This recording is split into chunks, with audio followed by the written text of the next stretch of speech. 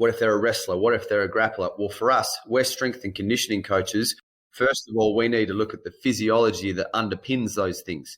So is the wrestler or the grappler stronger isometrically or statically because they came from a more static-based sport versus the striker?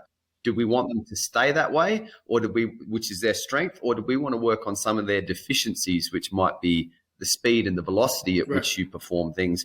And that can be their off-camp. And then we focus on the things that will help them win the fight, which are their strengths within the fight camp process. Okay. So there's a few different ways we look at it. That's interesting. It's I know just for example, American football, you have different positions in there, and some guys are bigger and smaller, yada, yada, yada. But sometimes we get into the habit of, okay, you're an offensive lineman, you're going to train this way. Well, instead of doing exactly what you just did, assessing that guy based on, okay, the needs of the sport, but also what are his needs and what are his requirements? Because he may be able to push a bull elephant around, but can he move? So when you're going to use him and how you're going to use him. So he's got to work on some other things in that strength continuum rather than just raw power. He's got that. I guess the way we would probably approach that is, or the simplest way we would view it is, every athlete produces power. First question is there enough power?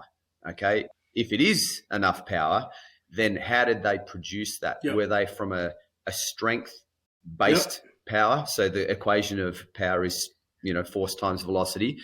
Was it the force component that they were really good at, but the velocity needs a little bit more work? And if we bring that up, then the power equation is even greater. Right.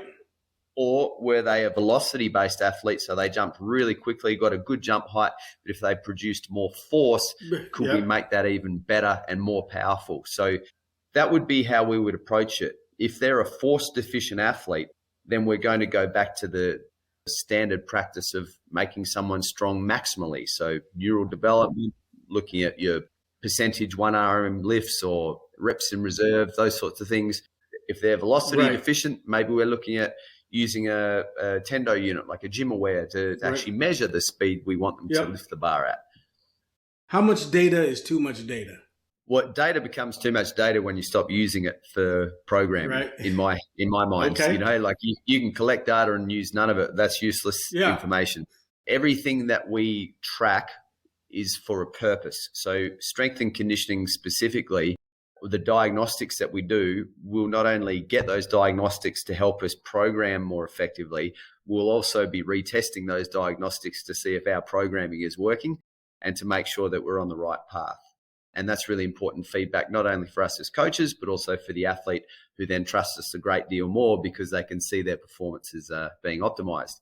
On the flip side, so I say you'd have performance optimization, your output, things like your jumps, your isometric mid-thigh pulls, your throws, things like that we can measure from a performance standpoint. But we also have recovery. So we utilize things like Aura Ring and First Beat, which can actually track not only HRV, resting heart rate, sleep for the Aura Ring, but for First Beat, we can actually look at not only the heart rates that you use within a session, like most heart rate monitors do. We can actually go into the back end and specifically section out parts of their training sessions and give that a name. So this was the strength component of your session. This was sparring. This was rest. This is how much so we can really track both technical and non-technical training across the week and check trends.